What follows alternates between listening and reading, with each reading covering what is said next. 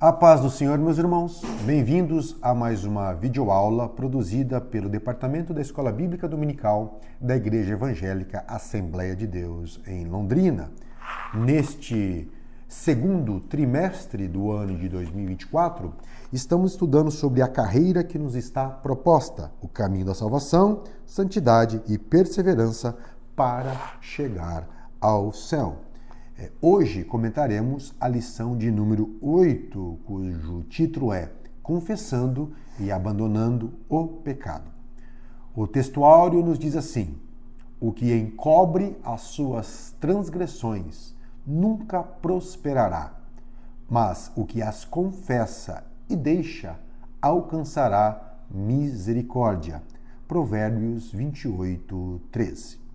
Queridos, o que a Bíblia é clara, muito clara, e que isso afronta a mente moderna e pós-moderna na sociedade, é a realidade do pecado. O mundo hoje ele é ofensivo falar sobre pecado, é ofensivo falar sobre transgressão, e para o mundo isso é muito desconforto, é desconfortável, e por isso às vezes ataca tanto a Bíblia. Mas a Bíblia, de Gênesis a Apocalipse, nos mostra que isso é uma realidade. Gênesis 1:36, nós vemos que Deus fez tudo bom, tudo perfeito. Mas basta uma breve olhada ao nosso redor e vemos que o mundo está um caos. Vemos que o mundo sempre esteve, e agora cada vez mais pior, cheio de violência, cheio de injustiça, cheio de corrupção, cheio de iniquidade, cheio de falta de amor, há misérias, há tragédias, há irmão matando irmão, há pais espancando filhos, filhos abandonando pais e toda espécie de problemas que a gente encontra. Basta olhar o jornal, guerras, pessoas se odiando, se matando, suicídios. Veja bem, e qual é a causa disso tudo, se Deus fez tudo bom? Ou seja, nós vivemos uma anormalidade. A realidade do pecado mostra que nós vivemos uma anormalidade. A anormalidade é que quando Deus criou o ser humano à sua imagem e semelhança, ele deu tudo no Éden, ao primeiro casal, este homem virou as costas para Deus. A humanidade virou as costas querendo ser ela mesma Deus, querendo autonomia, se rebelou contra o seu Criador, querendo controlar tudo e todos, querendo autonomia e liberdade absoluta. É esta a origem do pecado. A partir desse momento, foi rompido o relacionamento com Deus e o homem entrou num ciclo de pecado, destruição e morte, que culminou no dilúvio e continua até hoje.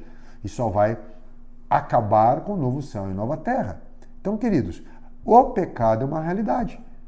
E a Bíblia diz claramente, ele é um perigo, ele rodeia, e esse pecado que habita em cada ser humano.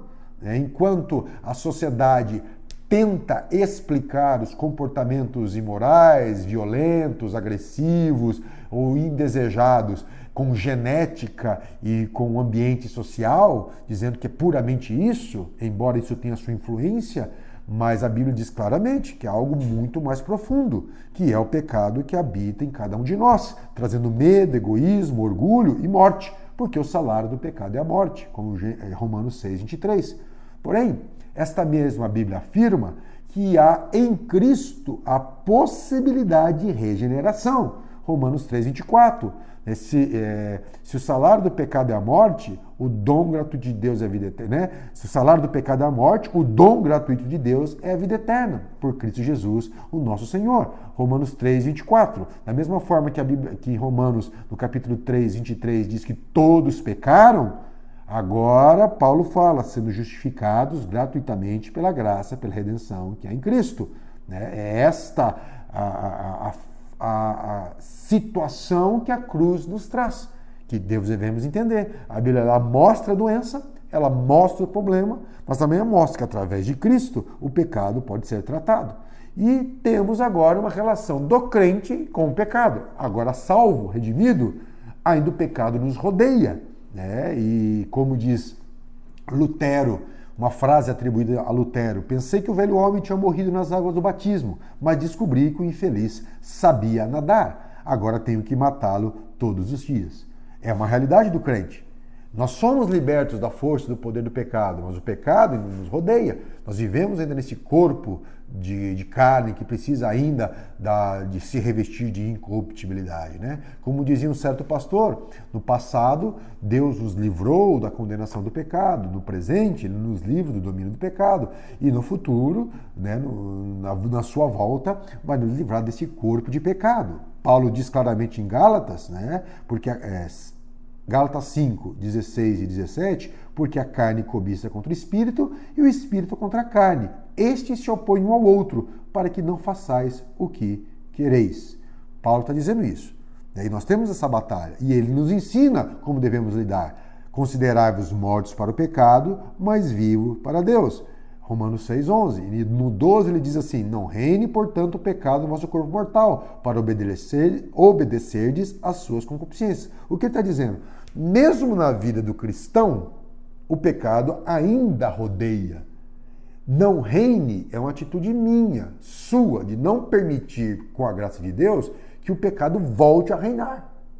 Então nós temos essa ameaça que nos rodeia de permitirmos que em algum momento esse pecado venha querer trabalhar em nossas vidas, né? João nos diz claramente, primeira epístola de João, capítulo 2, versículo 1 e 2, diz assim, andai em espírito e não cumprireis as concupiscências da carne. Meus filhinhos, estas coisas eu vos escrevo para que não pequeis. A orientação bíblica, a instrução bíblica. O salmista diz, escondi a tua palavra no meu coração para não pecar contra ti. Então nós temos a oração, a dedicação, a santificação, a busca por Deus, o estudo da sua palavra para não pecar.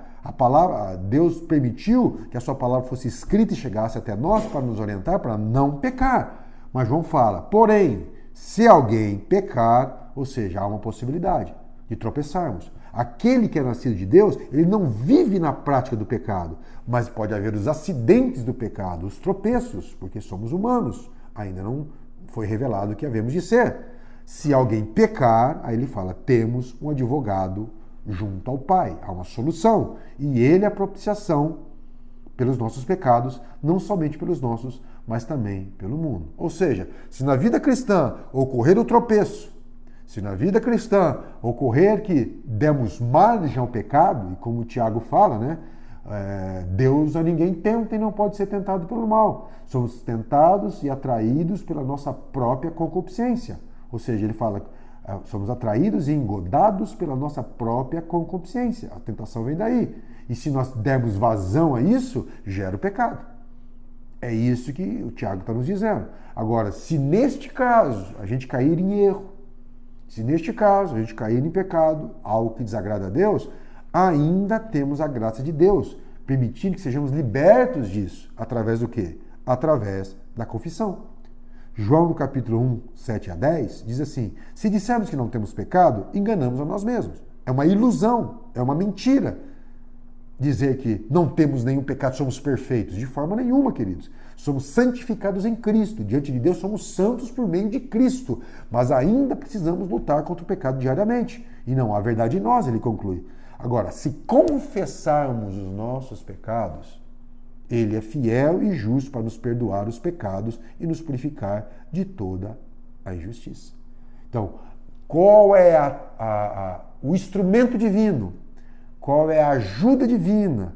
Qual é a recomendação bíblica e divina para que, se o pecado se tornar uma realidade em nós, um tropeço, o que nós devemos fazer? Confessar. Então é isso que a lição trata. A definição, seja no Antigo Testamento, no hebraico, vai estar aí na sua lição, seja no Novo Testamento, no grego, é reconhecer abertamente. Confissão é o reconhecimento aberto, sem esconder nada. É professar, é declarar, é reconhecer o erro, é declarar o pecado. Eu errei, eu pequei. Eu fiz o que não devia ter feito, eu não fiz o que devia ter sido feito. Confessar não é racionalizar. Confessar não é pedir desculpa. Confessar não é apresentar justificativa. É simplesmente dizer, eu errei nessa ação, eu errei nesse comportamento, eu errei nessa postura, eu pequei e preciso do teu perdão. Isto é a confissão. Reconhecer, a confissão bíblica do pecado é reconhecer o pecado em que fomos cometidos e reconhecendo abertamente, em humildade, diante de Deus e diante do nosso irmão ofendido, desfrutar do perdão divino. Seja contra Deus, né? Embora todo pecado, em última instância, é um pecado contra Deus, seja como nosso irmão. Se Jesus disse, se você for apresentar a oferta diante de Deus no altar e se lembrar e vier à mente que algum irmão tem algo contra você, foi ofendido por você, vai lá e se reconcilia com ele.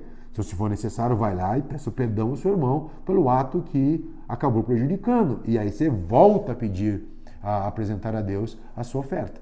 Então, essa confissão, ela purifica a nossa mente, o nosso coração. A confissão destrói as fortalezas malignas que podem dominar a nossa mente, nos levando a um poço de culpa, de orgulho, de autocomiseração, nos afastando gradativamente de Deus, nos tirando a alegria da salvação, nos afastando da igreja, nos afastando da comunhão dos irmãos, fazendo a gente ficar escondido num canto. Então nós precisamos entender isso. Nós precisamos entender o quanto é importante, ao entendermos, ao ouvir a nossa consciência que pecamos, confessarmos os nossos pecados. E como nós dissemos, no ponto 3, o símbolo da confissão do pecado, reconhecimento do erro. E é um reconhecimento, a confissão do pecado destrói um dos principais empecilhos da graça de Deus, que é o orgulho. O orgulho. O perdão tem em Cristo Jesus. O que nos impede muitas vezes de receber esse perdão é o orgulho, é a dura cerviz. E a confissão nos abre as portas para a graça e misericórdia de Deus. Nós somos alcançados por essa graça, somos libertos, somos purificados e diante de Deus o assunto está encerrado. Ele nos diz, perdoados estão os teus pecados, vai e não peques mais. Encerrou-se o assunto. Dependendo da falha, do pecado, poderemos enfrentar consequências diante da família, da igreja, diante da sociedade. Um criminoso tem que pagar diante daquilo que os códigos legais e penais explicitam, regulam a sociedade. Porém, diante de Deus, o assunto estará encerrado. O pecado estará perdoado. E aí vem o perigo de não confessarmos os pecados. A ocultação do pecado mostra que somos orgulhosos e nos priva do benefício da graça. A ocultação, ela vem dessa arrogância, desse coração nosso que não quer reconhecer. E aí eu arrumo desculpas, eu jogo a culpa nos outros, eu culpo as pessoas ao meu redor, eu tento explicações, racionalizações, mas não reconheço a culpa. Ou tenho medo das consequências, né? E damos a oportunidade ao inimigo para nos afastar de Deus. É o que nós vemos no caso de Adão e Eva. Eles pecaram, foram se esconder. Deus os chamou. E depois que eles se apresentam, Deus fala assim, olha Adão, você comeu da árvore? E ao invés de reconhecer, ele preferiu culpar a sua esposa. Foi a mulher que me deste, na realidade culpando a sua esposa e culpando o próprio Deus. Ele assumiu uma posição de vítima. Não, eu sou vítima. Ela, o problema foi dela, a culpa foi dela, a culpa é do Senhor, eu estava bem aqui tranquilo, o Senhor me arrumou para a cabeça. Então, é esse sentimento de vitimismo que a sociedade domina hoje. Ele fez isso, ao invés de confessar o erro, não, ele foi criado assim, o pai não deu atenção, a mãe não deu atenção, fez assim, fez assado. Ninguém está negando os efeitos nocivos de uma família desestruturada, de uma criação desestruturada, um abuso familiar, ou social, ou um bullying. Mas cada um de nós devemos ser responsável pelos nossos atos. É isso que a Bíblia traz. E aquilo trouxe perturbação. Aquele erro acabou a comunhão com Deus, tirou a comunhão de Adão com Eva, né, do homem com a mulher, porque Adão havia dito que ela era carne da carne e osso dos ossos, dizendo uma poesia de amor, e agora é a mulher que me destes. Então houve um rompimento de relação. A partir daquele momento ali, a opressão masculina sobre a mulher começou desde aquele momento. Isso é fruto do pecado, tá? É uma consequência do pecado, né? E houve uma ruptura consigo mesmo. O homem ficou perdido, sem saber o que fazer, aí morto em delitos e pecados, vivendo aí segundo os seus instintos. Todo atrito, ruptura relacional, violência e injustiça é fruto do pecado do coração. É fruto quando a pessoa se recusa a reconhecer o erro, a confessar o erro e a desfrutar do perdão de Deus. Nós também temos Davi, o erro de Davi, o pecado de Davi no seu adultério e depois assassinato. Olha o que ele diz em Salmos 32, 3 e 4. Quando eu guardei silêncio do pecado, envelheceram-me os ossos pelo meu bramido em todo dia. Porque de dia e de noite a tua mão pesava sobre mim, o meu humor se tornou sequidão de estio.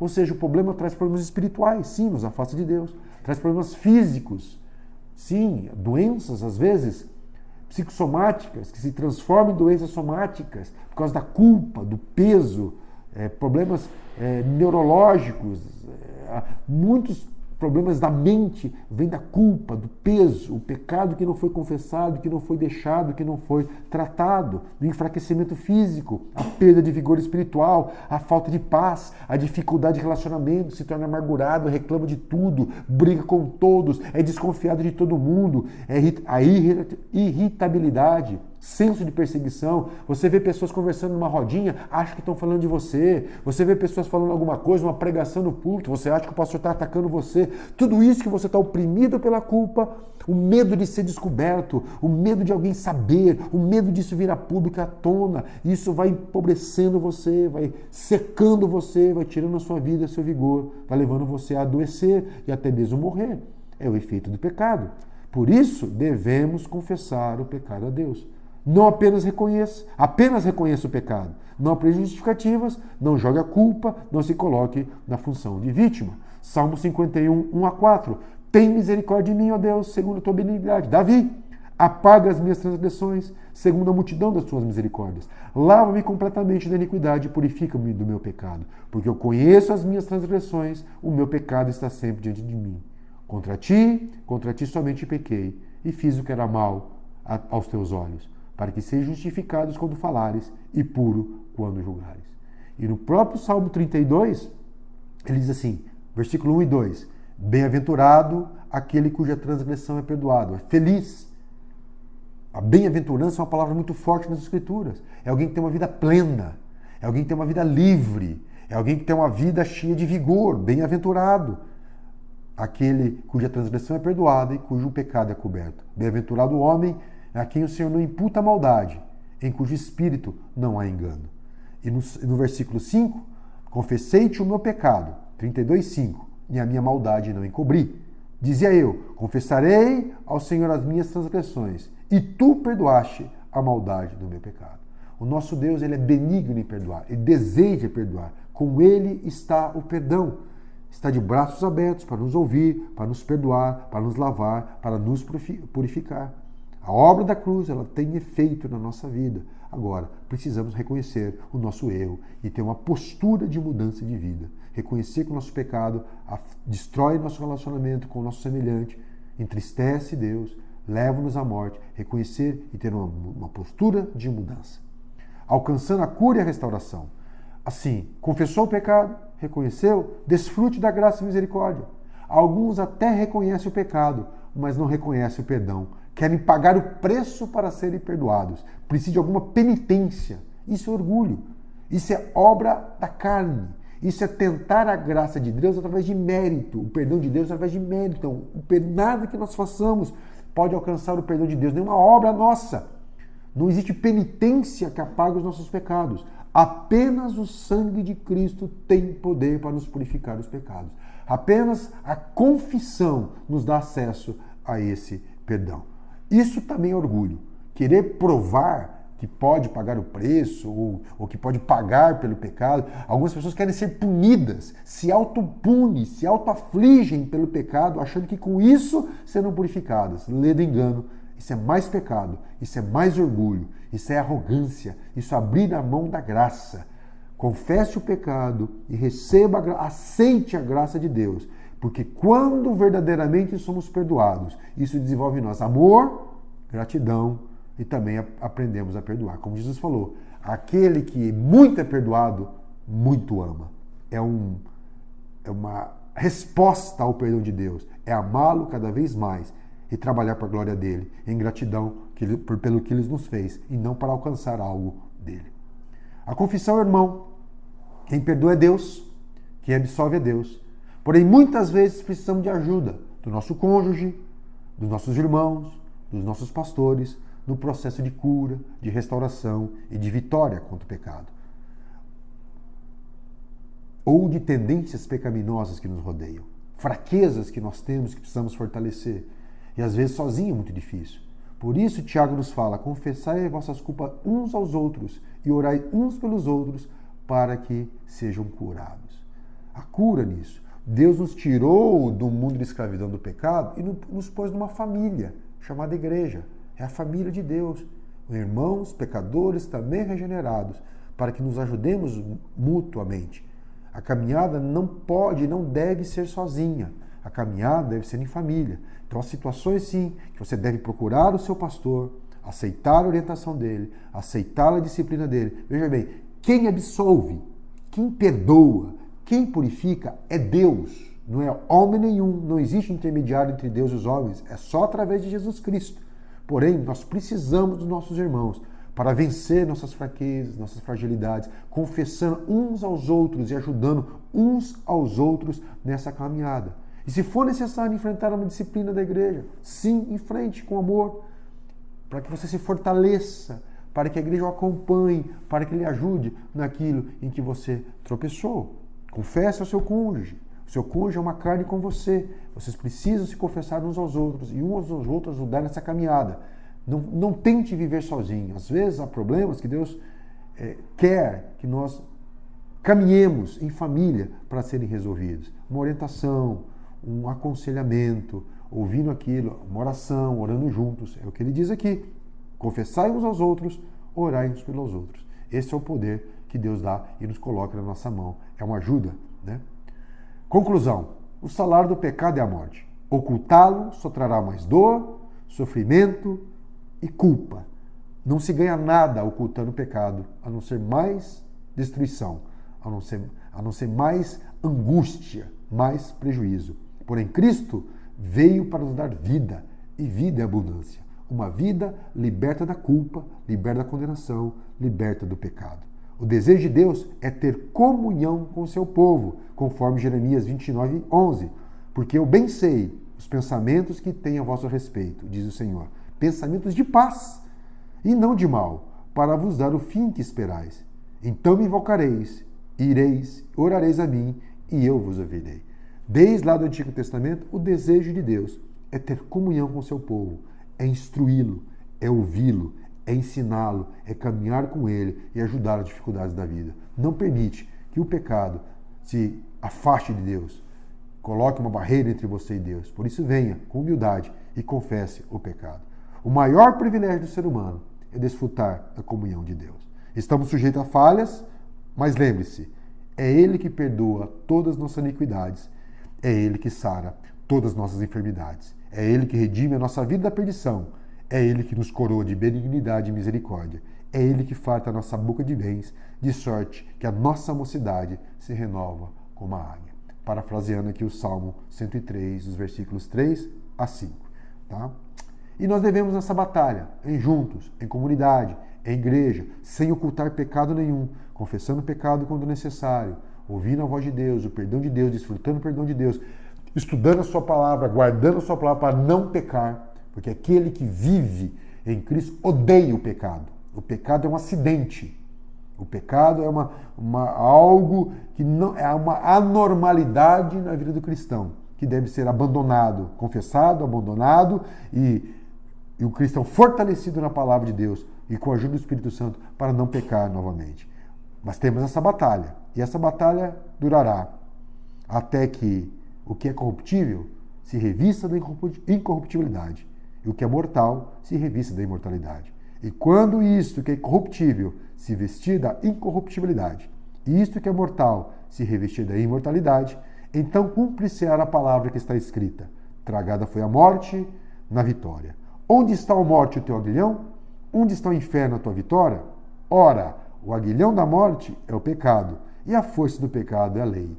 Mas graças a Deus que nos dá vitória por nosso Senhor Jesus Cristo. Que Deus abençoe a todos em nome de Jesus.